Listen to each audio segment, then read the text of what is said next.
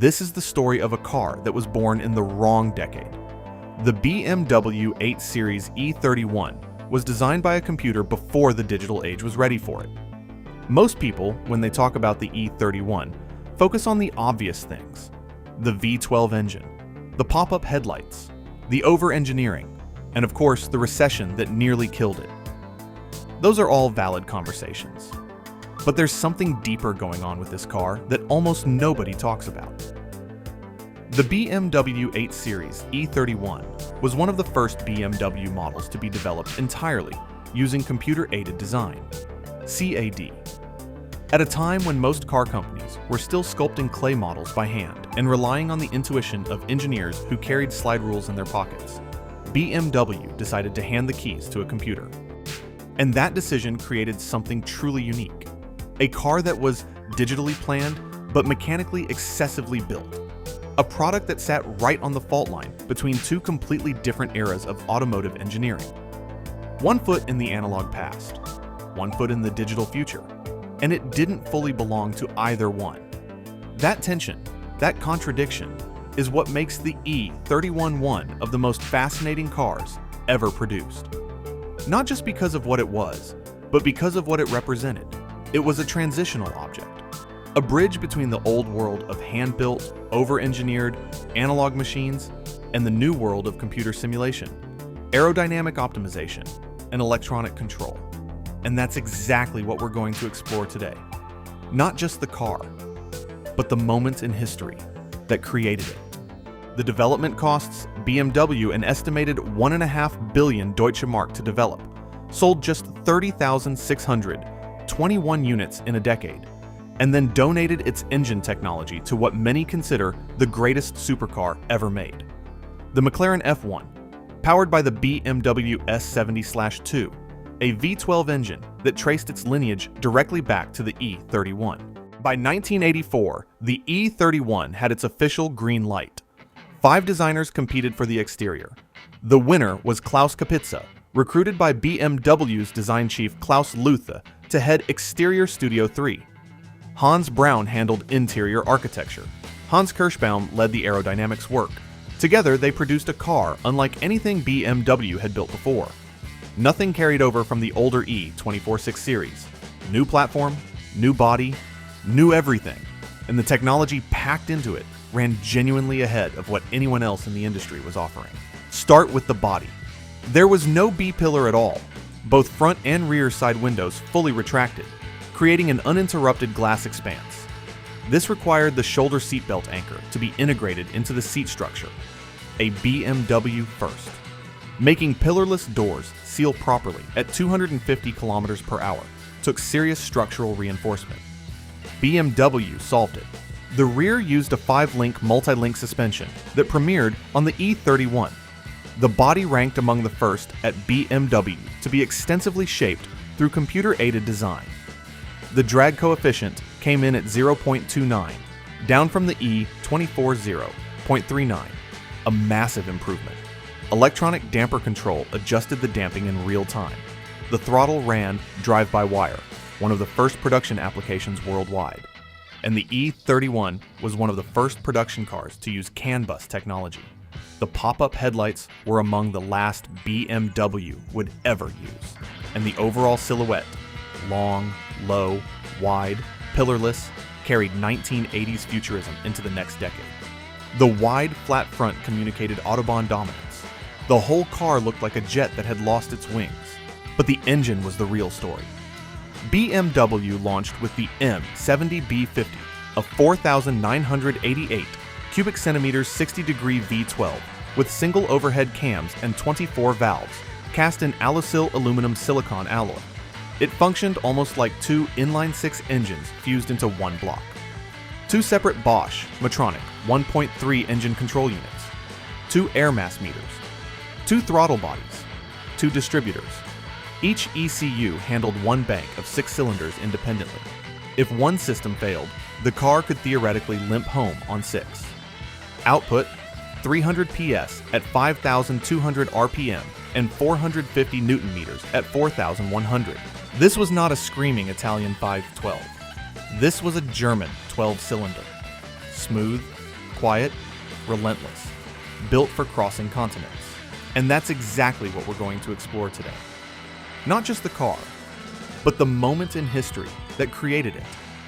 To understand the E31, you have to understand the world it came from. The late 1980s were a strange time for the automotive industry. There was this incredible optimism in the air. The economy was booming, luxury was in, and car companies, especially German ones, were pushing the boundaries of what a grand tour could be. BMW looked at Mercedes and their S-Class coupes, looked at the emerging Japanese luxury wave and said, "We need a flagship, not just a car, a statement." But here's what made the moment unique. At exactly this point in history, something else was happening in the background that most car buyers never thought about. Engineering itself was changing. The tools were changing. The processes were changing. And BMW was right in the middle of it. For decades, car design had followed a very specific path. You had engineers and designers who would sketch by hand, build physical models, test those models in wind tunnels, adjust, test again, adjust, test again. It was a deeply physical, deeply analog process. The knowledge lived in the hands and the heads of the people doing the work. It was passed down through mentorship, through years on the factory floor, through intuition built over a lifetime.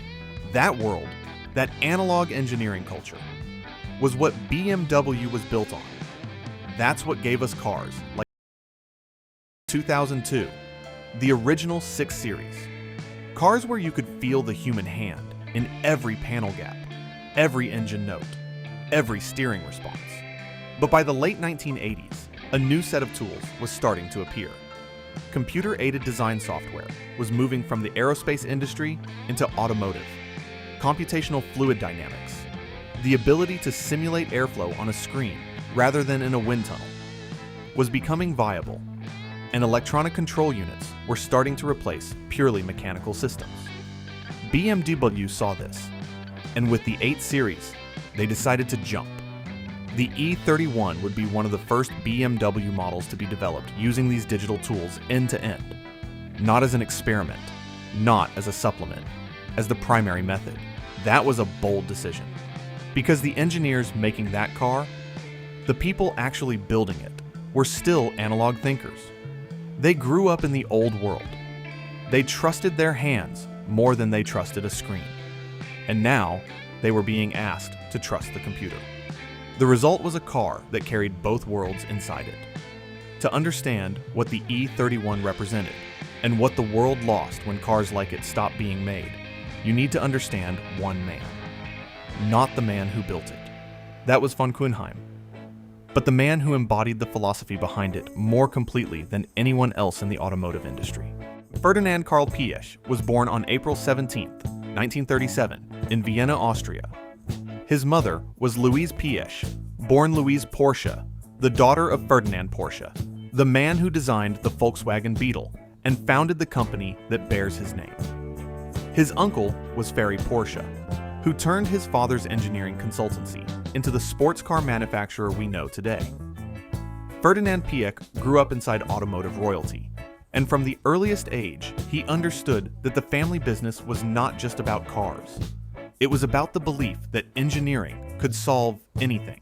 He studied mechanical engineering at ETH Zurich, the Swiss Federal Institute of Technology, one of the most demanding technical universities in the world.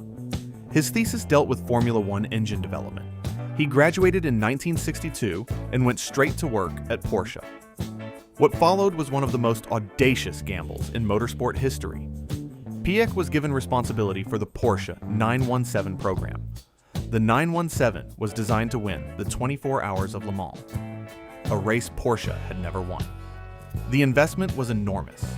Piëch committed roughly 2/3 of Porsche's entire annual budget to the project. For a company of Porsche's size, this was existential risk. If the 917 failed, the company could have gone under. It did not fail. The 917 won Le Mans in 1970. It won again in 1971. It became one of the most successful and most terrifying racing cars ever built. The 917/30 variant, with a turbocharged flat 12, produced over 1,100 horsepower and remains one of the most powerful racing cars in history.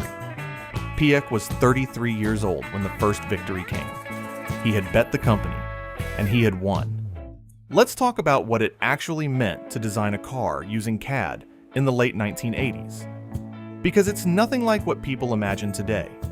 Today, when a car company designs a vehicle, they work in fully three-dimensional digital environments. They can simulate everything: crash behavior, aerodynamics, material stress, heat distribution, all before a single physical prototype is built. The computer is the factory before the factory. In the late 1980s, none of that infrastructure existed, the way we know it now. CAD was powerful, but it was new. The software was evolving rapidly. The hardware was expensive, and the people using it were learning as they went. There was no established playbook. BMW was writing the playbook as they went.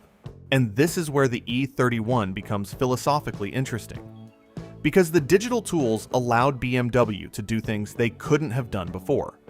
The aerodynamic profile of the E31, shaped by designer Klaus Piëch, working with these new CAD tools, was optimized to an extraordinary degree.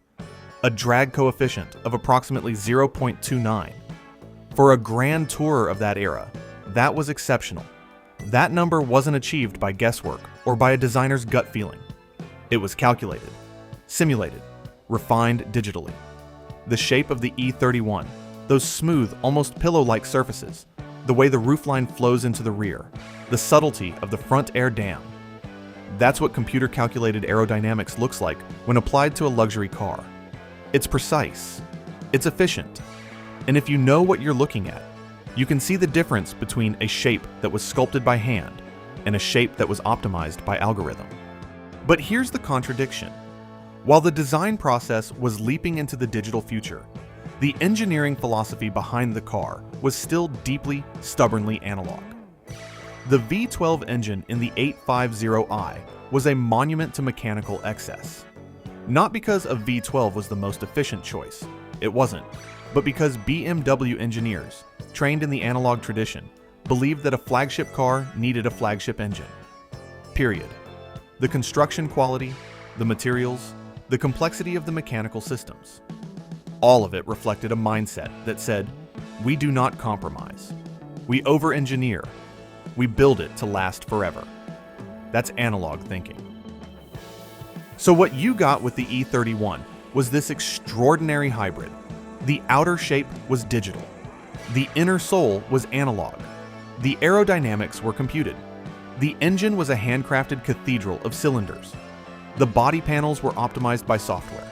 The assembly was performed by people who took personal pride in every weld. That's the contradiction that makes this car special. It was built at the exact moment when those two worlds overlapped, and neither one was willing to let go. If you want to understand the E31's place in history, think of it as a doorway. On one side, the world that was ending. On the other, the world that was beginning. The E31 existed before the internet became a consumer reality, before over-the-air software updates, before electronic systems dominated every aspect of driving. It came from a world where a car was a mechanical object, finished at the factory, unchangeable after purchase. What you bought was what you got. There was no version 2.0 arriving through your Wi-Fi connection.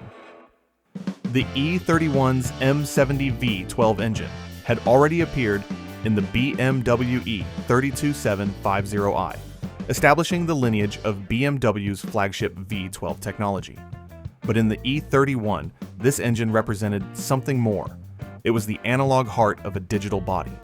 And yet, the E31 already carried the seeds of everything that would come next. It already used electronic control units, ECUs, to manage engine functions. It already relied on digital simulation during its development. The computer-calculated aerodynamics that gave it that 0.29 drag coefficient were a preview of a future where every curve of every car would be decided by software, not by the sweep of a designer's arm. Think about what that means. The E31 was standing on the threshold between the pre-digital and the digital automobile, and it didn't know it. Nobody at BMW in the late 1980s was thinking, we are building the last car of the old world. They were just building a car, the best car they could, using the best tools they had, which happened to be a mix of old and new. But from where we stand now, looking back, the transition is obvious. After the E31, things changed fast. By the mid-1990s, CAD was no longer revolutionary. It was standard. By the 2000s, electronic systems weren't supplementing mechanical ones. They were replacing them. By the 2000s, a car without software updates, without connectivity, without digital integration felt incomplete. The E31 didn't have any of that, and it didn't need any of it. It was complete the day it left the factory. That completeness, that sense of a car being a finished, closed object, is something we've largely lost, and the E31 was one of the last cars to embody it, while simultaneously being one of the first to be designed with the tools that would eventually destroy it. That's not just engineering history, that's cultural history. The E31 is a time capsule of the moment when the automotive world tipped from one paradigm to another. It's like a vinyl record that was mastered using digital equipment. The format is analog, the creation process is digital, and the result is something that belongs to both eras and neither. This is why people who love the E31 often struggle to explain exactly why they love it. It's not just the V12, it's not just the design, it's a feeling of standing in two worlds at once, of holding something that was made with the absolute best of the old ways and the very first of the new ways. That combination will never happen again. It can't, because both worlds have moved on. The fact that the E31 was one of the first BMWs designed entirely using computer-aided tools is not a footnote, it's the headline. Because that process, that shift from analog to digital development, is what defined the entire future of the automotive industry. Every car you see on the road today, every Tesla, every new BMW, every hypercar, they all trace their digital lineage back to moments like the development of the E31. But we don't frame it that way. We frame the E31 as a beautiful failure, a gorgeous car that sold poorly, a V12 monument to excess. And while all of that is part of the story, it misses the deeper significance. The E31 wasn't just a car that was over-engineered. It was a car where two entirely different philosophies of engineering collided. The analog philosophy said, make it heavy, make it solid, make it mechanical, make it last. The digital philosophy said, optimize it, simulate it, calculate it, streamline it. And the E31 tried to do both at the same time. That collision is what produced its unique character. The weight, the complexity, the strange combination of futuristic aerodynamics and old-school mechanical brutality. It wasn't a design failure, it was a design paradox. And paradoxes are hard to talk about in a 10-minute car review, but they're worth talking about. Because the E31 tells us something important about how progress actually works. It doesn't arrive cleanly. It doesn't replace the old world overnight. It overlaps. It coexists. It creates these strange, beautiful, contradictory objects that belong to both the past and the future simultaneously. Let's come back to the car itself for a moment. Because when you look at the E31 through this lens, as a hybrid between two epochs, everything about it starts to make more sense. The aerodynamics make sense. That 0.29 drag coefficient was the digital side talking. The computer said, this is the optimal shape. And BMW listened. The result was a car that looked different from anything BMW had made before. It was smoother, more resolved, less about sharp creases and more about flowing surfaces. That wasn't a style choice. That was a computation result. The V12 makes sense too, but from the opposite direction. That engine was the analog side refusing to let go. A V12 was not the logical choice for a grand tour in an era of rising fuel costs and tightening emission standards. But logic wasn't the point. Pride was the point. Heritage was the point. The engineers who built that engine were proving that their craft, their analog, hand-tuned, mechanically obsessive craft, still mattered, even in a car designed by a computer. The evolutionary path of this V12 technology tells the complete story. The 850CSI's S70B56 engine was the direct predecessor to the McLaren F1's S70/2. When Gordon Murray, the McLaren F1's designer, went looking for an engine that could power the world's ultimate supercar, he specifically requested BMW because of the technology they had developed for cars like the E31. Under the guidance of Paul Roche, BMW Motorsport's chief engineer, the lessons learned from the E31's engine development were distilled into the S70/2, a naturally aspirated V12 that would become legendary. The weight makes sense. The complexity makes sense. The over-engineering makes sense. All of it was the result of analog minds building what a digital tool designed. The computer said, "Here is the efficient shape." The engineers said, "Fine, but we're going to fill it with the most mechanically ambitious powertrain we've ever built. We're going to make the doors close with a sound that feels like a vault. We're going to use materials that don't need to be this good, because that's what we do." And that tension between digital efficiency and analog excess is what gives the E31 its soul. It's why, even decades later, sitting in an E31 feels different from sitting in any modern car. Modern cars are digital all the way through. The design is digital. The engineering is digital. The driving experience is mediated by software. Everything is optimized. Everything is efficient. And something hard to name, is missing. The BMW 8 Series E31 is usually remembered as the last of something. The last over-engineered BMW. The last pop-up headlight Grand Tour.